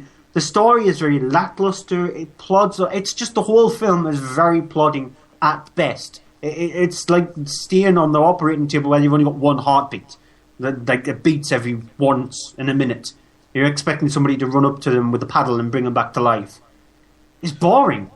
I've got to say, as much as I admit that it isn't a fast-paced film, I did like certain elements of it. I did like the lowbrow, sort of dark thriller aspect of it, because you have the whole thing of him trying to find these killers, and the whole thing of that being very dark. I found it very reminiscent of things like The Bone Collector, that sort of thing, and these sort of very lowbrow, almost horror thrillers that were very kind of grimy, horrible characters no characters that you really cared about. But I found that I thought it was okay. I didn't think it was brilliant, but I got something out of it. I enjoyed it. I found it entertaining, not massively so, but I wasn't anywhere near as bored as what you were. And I found that I liked some of that graphics of it. I mean, one of the things I noticed when I saw it at the cinema, and I came out of it and I was kind of going, I'm interested in seeing what that director's at. Who is it directed? I don't have the name in front of me. It's directed by Scott Frank. Scott Frank, yeah. I think it's his first film that he's directed. And there were moments in it where I was looking at it and going, it's a bit amateurish, but it's got... There's more than just amateur photography here. There's more than amateur setup. There's more than amateur direction. There's a little something there to it. It's rough around the edges. It needs a little bit sort of refined, but there's something here, and that's how I feel about it. It's kind of like I think it's like a rough cut of a film. So in that aspect, though, I think that's probably why a lot of people and yourself didn't like it, because it is very rough around the edges and not so refined as it should be. But I like that it showed that there is potential there, and that's what kind of got me interested in it. Well, he directed a film called The Lookout, which has got Joseph Gordon-Levitt in it. That was his previous film. He also wrote that. He's done films. He's wrote films like Minority Report. He wrote the screenplay for it, and Out of Sight. But he has also done the screenplay for films like Flight of the Phoenix and Marley and Me and The Wolverine. So he's. I just found the film. It was trying its hardest to be like the sort of like Nicolas Cage 8mm kind of films, or try to be grimy and gritty, but it just wasn't gritty at all. It's like sand, boring. I didn't have much. I certainly like it. prefer it over 8mm. I quite liked the 8mm, to be honest. So we're sort of like flipped around. I liked the 8mm, you didn't. You liked this and I didn't. Yeah. So I'll go on to A Most Wanted Man, which is based on the John le Carré novel. It is directed by Anton Corbijn, and it is a movie which has the centre of it the main character of Gunther Bachmann, played by Phillip Seymour-Hoffman.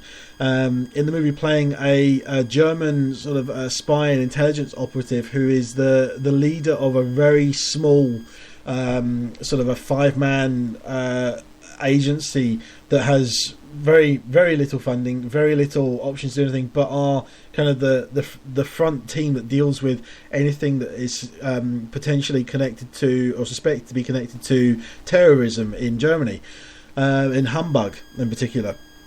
While he's in Hamburg, there you have a Muslim who managed to sneak him into the country, who is sort of on these most wanted lists, which gets the attention of Gunther and his team, who decide they're going to try and find him, capture him, and turn him, and be able to get him to sort of reveal where he's been, find him, and use him basically for intel. Gunther, on the other hand, has other ideas in that he suspects that this man genuinely is sort of seeking asylum and trying to get into the country to get away from problems he's had in the other country, and so he has a sort of a difference of opinion with his bosses, who just want to basically black bag the man and put him into like an imprisoned site and torture him. Here's a clip. Karpov is a wanted man. If you have knowledge of his whereabouts, you're obliged to follow due process under the Constitution. You mean arresting him? Karpov is indeed seeking to make contact in Hamburg. What a banker. We've had no briefing on this. Well, if you were doing your job, you wouldn't need one. We're not policemen. We're spies. Karpov may be of value to us. All I'm asking for is more time. Our unit was set up to develop intelligence resources inside Germany's Islamic community. That's why we're here. Oh. And I thought you were here because you f***ed up in Beirut. And your friend Michael Axelrod had no This idea. banker, do we know what Karpov wants from him? Not yet, and if we move against him now, the chances are we never will. I think he knows what he's doing, Otto. Maybe you should let him get on with it.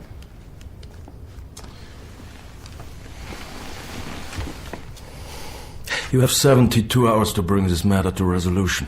If not, we will, with or without your cooperation. Okay? Okay. So this is a old-fashioned style kind of political spy thriller, but set in modern times and set modernly with present day things going on, and obviously the whole thing of terrorism being sort of post 9/11 and such, and it's very expertly handled. It is one of these films where it's a thriller, not an action film. There are no action scenes in this film whatsoever. It's genuinely down to the whole thing of the spy trade and the craft and that sort of thing, and turning of agents and that kind of thing like that. And the thing that's really good for that, it means that then it does focus heavily on the performance of the actors. And this is where Phillip Seymour-Hoffman really does shine, because in this film he is definitely at his best. He doesn't look his best. He looks dishevelled. He looks overweight. He's always smoking. He's a man who's under stress for what he's doing and against things he doesn't like, and kind of having to toe the line, even though he has a different opinion of things, and competing with outside forces, including sort of an American agent, as you heard in that clip, that's played by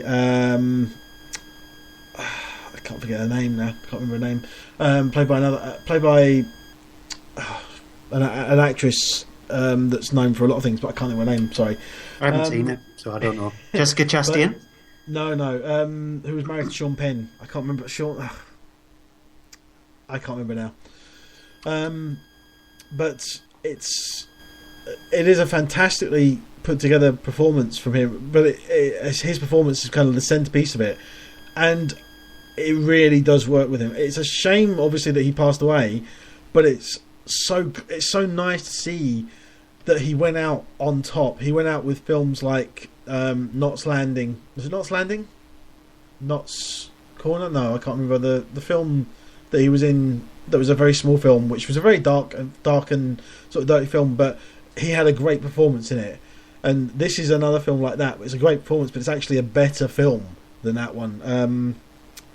God's Pocket. God's Pocket. That's it. Thank you. That was a film that was very gritty, very great performance. This is a great performance, but it's also very gritty, but it's also very solid film throughout. There's not really any points in it where it's weak, and it's a hard film to sit through. A lot of people will struggle with it because of the fact of it's an old-fashioned style thriller. It's got a lot more in common with things like Tinker Tailor Soldier Spy than it does with any of the Bond sort of spy things. It's not an action film, as I say. It is a drama and about the sort of the political inner workings of the anti-terrorism groups. And it is one to definitely see if you are a fan of Phillip Seymour-Hoffman, because he's fantastic in it. And I cannot stress that enough. As one of his last films, thankfully he hasn't had any films come out since his death that have been complete and utter turkeys, and this is definitely no exception. This is a fantastic drama. Right, it's time to go into posh territory now with The Riot Club. It's directed by Lone Scherfig, and it's based on the play, which Lone Scherfig is. So I think she wrote the play herself, and also has gone and directed the film. And like I said, it centres around stuck-up people who go to Oxford and Cambridge, whose fathers or parents have got so much money that they can think that they're completely invincible. And it centres around two characters in the form of Alistair and Miles. They're heading off to Oxford University. One of them, Alistair, is sort of like really high and mighty, very toffee-like, and Miles is sort of like the down-to-earth kind of person. He's sort of like, he's got lots of money, but he never indicates that he's got lots of money. He's more interested in speaking to people, and they're trying their best to become a part of a club called the Riot Club. Here's a clip which sort of like explains Miles' character. Miles, are you posh? Just normal. You've got quite a posh name. Miles Davis. My parents were listening to Kind of Blue when I was conceived. Good job my parents didn't do that. They'd have named me Gary Barlow.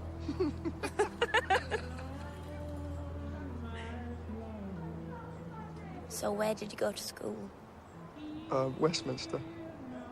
Oh, so not posh at all then?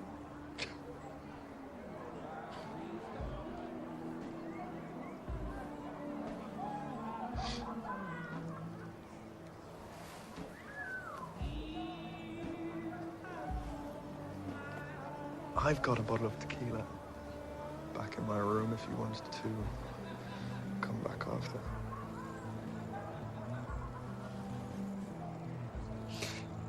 Let's not spend 3 years avoiding the person we shagged in Freshers Week. And so the film follows both Alistair and Miles as when they're trying to get into the Riot Club. Now, the Riot Club is, like I said, it's a high and mighty club which is inside Oxford, and only 10 people get chosen to be part of it. They go through a small little initiation. They find out when their room is destroyed and they've got their Latin inscription on their walls of their room. Then an incident occurs when they have sort of like their big get-together of the year at a pub, because they've been barred from most pubs in Oxford, so they're going to this small little pub and something bad happens there where they turn against one of their own. Now, the thing with the Riot Club is I can't stand high and mighty people. I can't stand these stuck-up people who think that they're indestructible because their parents have got some kind of... they are high up in society, they've got a lot of money, they've got a knighthood or something like that. They think that everything that they do, they crap out gold. They think that they're indestructible. They don't have to do anything in life. And there is specifically a scene which angered the hell out of me in the film, which involves one of the characters saying that all poor people should be killed, when it should be the other way around. We should be on horseback just to prove a point and shooting the crap out of these people because they annoy the hell out of us. And the film itself is terrible. It's really, really bad because it's just toffs going, oh yes, look at us, we've got lots of money, we're better than you for 90 minutes. And then when the incident happens, they cry like little tiny school kids going, oh my God, we've done something bad, our lives are going to be really, really terrible, boo, boo, hoo. I don't care. I honestly could not care less. I couldn't care less if you were thrown into the worst prison in the world and everybody destroyed you. I would actually revel in glee if that happened. It's just them trying to give heart by the incident that they did and saying, oh, they've done something bad. Feel sorry for them. No. I hated the film. The film is terrible. Okay, so on to The Giver, which is a film that was released in the cinema and I think at the same time on download back when it was released in cinema, but it's now obviously got a DVD Blu Ray release as well. It is based on the novel of the same title. It is directed by Philip Noyce, who's a director you may recognise. He's kind of well known for things like the Jack Ryan, couple of the Jack Ryan films. and he's quite a well-known director for things, but not this sort of thing. This is another one of these kind of teen novels along the lines of things like Hunger Games, Divergent, and sort of similar things like that, where you have a sort of in the future a society that's set up and lives a certain way where everyone is sort of controlled by the government as it is. You have everyone is sort of assigned a family and lives there and has to undergo a sort of daily injection of a dose that keeps their emotions in check and stops them from being too emotional and being able to sort of experience things too much. Amongst things that this is shown as in the film is being shown in black and white from the very start of the film, because everyone's emotions and the way they view things, and they don't see everything in colour. Enter into this thing of you have all the sort of teenagers as they come of age enter into this sort of this ritual where one by one they are picked off and given an assignment within the society of what they have. You know, some are chosen to be birthing mothers, some are chosen to be gardeners, some are chosen to be security. All of these characters are chosen except for Jonas, who at the end of the calling out of all of the teenagers is told he has been picked to be the receiver of knowledge from the giver, a character who is kept outside of the city in a small sort of his own little sort of private building. This character, played by Jeff Bridges, through the device that he has implanted in his hand, is able to impart memories to Jonas, and eventually, as he starts to do so, starts to sort of bring about Jonas's revival of his emotions and such, including things such as learning about the previous receiver of knowledge, who was a girl who no longer exists, as we hear in this clip. Who's that? Thanks. I'll show you. This Rosemary, the previous receiver. See? She's the one they all talk about. She no longer exists. Remember? Except here. And in my memories.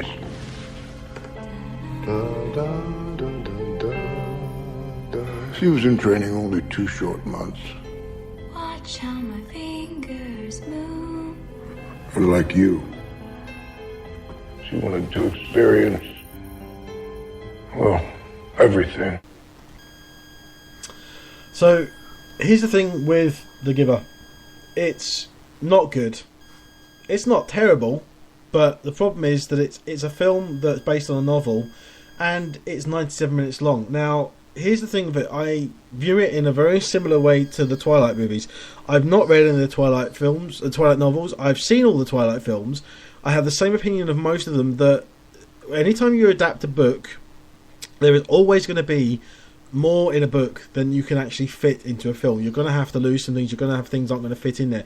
But you should quite easily be able to make at least a 2-hour film, a good, solidly packed film that doesn't have any lacks, any spaces in it, any time when you're thinking, you could be doing more with this.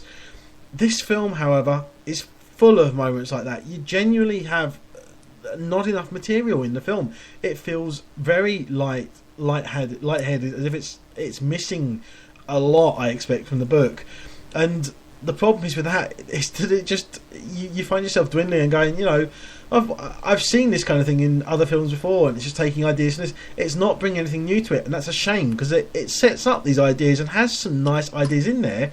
It just does nothing with them, and that's a shame. It has this whole thing as well that it's building up to something at the end, and I honestly thought it felt like the first hour of the film should have been 20 minutes, and then the rest of the film should have been on this journey that a character goes on. And it just felt as if they were stretching out what they didn't have enough of something to do that, and then they got to the end and went, oh, now we'll go and do the journey thing, and then we get to, experience this character's things they're doing. And by that point, just too late. Didn't care. Lost all interest. Wasn't interested. That was it. Yeah, I agree with you with The Giver. It's a very passable film. It's a movie that completely passes you by. It doesn't harm that much. It's not as bad as The Mortal Instrument City of Bones, because that series it got cancelled so much so that it's now going to be a TV series to finish off the rest of the books itself. I don't know how many books, if this is actually a part of a series, to be honest. I think it was, but I don't know how many it was. Well, it's never going to get... It's not even going to get a TV series because this film did absolutely terrible at both box offices in the US and the UK. Because in the UK, I think it was only shown on some 5 or 6 screens, and I managed to get to see it. Or surprisingly, it was shown on my cinema. Oddly enough, saying that, it actually does feel like a TV pilot. It doesn't feel like a film. That's where it probably should have been. That's where it probably should have found its home. It might have found a decent home on the CW in the US, because that seems to be a channel to be able to handle programs like this or something very much like this. From what I watched it's very got a feel of Falling Skies or something. The 100, that kind something of thing, like that. The 100. So it would have fit much better as a TV series, and I think it would have been able to follow the characters much better. But I'm thinking because the fact that they were able to get such high stated actors in the film itself, they had to try and push it more to the cinema rather than that. And they shouldn't have gone down that route. They should have just gone down the TV route, and it would have probably made a better series, one-off series, maybe 12 episodes long. But Jeff Bridges is perfectly fine. Meryl Streep is completely wasted. I honestly don't know how. First of all, they managed to get her in it, and second of all, what she thought she was doing in the film. Because I don't think it's a bad performance from her. I think it's badly written, badly directed for her, but it's kind of embarrassing for her. Yeah, it is. So it's a very passable, forgettable film, but it's nowhere near as bad as, like I said, The Mortal Instruments, City of Bones, which I did not like at all. I actually enjoyed Mortal Instruments because I like the sort of supernatural elements more, but I understand that, yeah. Yeah, well, final film. It's a fill-in film, so you know what to expect. I was supposed to review Honeymoon, but they decided to delay it by a week, so the film is now out next week. And there were 2 other films where I had the chance to see. One film was called House on the Hill. I started to watch it and I switched it off. The second film of choice was Starship Rising. So because the fact that I switched off House on the Hill, I had to watch this one. Now, Starship Rising has some form of story, but to the director, I don't even think that he knows what it is. It centres supposedly around 2 factions who are battling against each other with this ship that's supposed to be indestructible, the ultimate ship, which can take down planets. It's noted through the film. And they've got to try and bring these 2 factions together to stop warring, while they're sort of play these sort of do-gooders of sorts. That's sort of maybe the storyline there, but it confuses itself so much by adding so many story elements. You would think that it's 10 movies and not 1 movie. And if this was 10 movies, I think I would have quit watching films for the rest of my life. The film itself, the way they've gone and done it, it's got a $3 million budget. And you can definitely tell it's shot on green screen because it reminds you of Sky Captain in the World of Tomorrow. The way it's shot, it's definitely shot on sets. And it's so badly constructed and so badly made that it just becomes laughable. I was watching the film and I actually laughed more at this than most comedies last year because it's how ridiculous it is. The acting is beyond atrocious. You can actually watch Sharknado and think it's Oscar-worthy compared to the acting in this film. The special effects is really badly made. It's just everything about the film is so badly handled, so badly constructed, that it just becomes more of a comedy rather than the serious film that they're trying to do. The bad guys are more vaudevillian and more sort of the kind of thing that you see at a pantomime going, he's behind you, rather than him bringing off a line going, I'm going to slice this person's throat. When they eventually do it, it's just a little tiny spear and that's it. The explosions... There is a scene in the film where the 2 huge massive ships, the indestructible supposed ship, which gets took down with 1 missile, and another ship where they're battling against each other. And to show that they're shooting each other, you've just got lights just flashing. And it's like the director thought, let's just use a torch. That's an indication that we're shooting bullets from this ship and it'll show that there's action happening. I can't believe that this movie was made for $3 million, considering that movies like Monsters was made for £500,000. It's ridiculously... How the hell did somebody think that giving $3 million to this pile of horrendous, terrible tosh of a movie was a good idea? It's terrible. It's really terrible. The movie's so bad it made Stuart almost cry. It made me laugh. It's a science fiction laughing film. to the point of cry. It's a science fiction film that takes itself so seriously that you think it's a comedy. Okay. Well, that's it for this week. I pretty much know which one is not going to be movie of the week when we get to that in a moment. First of all, though, let's have a look at some TV movies of the week. You can go first. What have you got? I've only got one, but I'm not sure if you might have picked this one as well. I've picked The Descendants. Nope. Which is on Thursday 22nd on Film 4 at 9 p.m. It's the one with George Clooney and introducing Shailene Woodley in sort of one of her early roles. And it's nice to see, actually, looking at her there and seeing her now, obviously, films like Divergent and such, that she's kind of evolved, but she was good then in the film. It's a good drama. So it's worth seeing for a good sort of offbeat, off-kilter drama, but very good. Yeah, I've not seen it. You should check it out. I think you should. It's very slow-paced, but very good performance film. Yeah, I've got two, and it's two that I've suggested before in the past, but they're on again. And of the selection of the films that are on this week, I think these two. Is one of them Safe House? No, these two stand. I thought Safe House was okay, but it's very problematic, that film. It's on twice as well for some reason. Yeah, Tuesday and Sunday. The first one is on Film 4 on Thursday the 22nd at 11:20. It's The Divide. It's Xavier's following.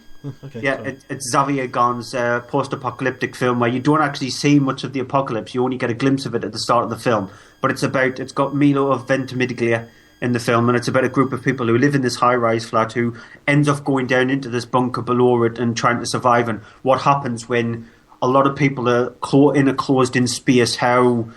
Let's just say how they descend into madness. And it is brutal. It's a very brutal film. But if you know Xavier Gon's movies, you know what kind of director he is. He doesn't do movies by half. He does movies... Actually, I think his most straightforward film that he's ever done is The Tall Man. And Did he do Crying Freeman? No. No. The Tall Man is his most straightforward film. I really, really like The Tall Man. It's based on the Slender story, but The Divide. It's a very well made film. And my other film of choice, because it's on and I want as many people to see it, and it was my movie of the year in 2012, it's The Artist. Directed by Michel Hazanavicius. Believe I have the Blu Ray, I still never watched it.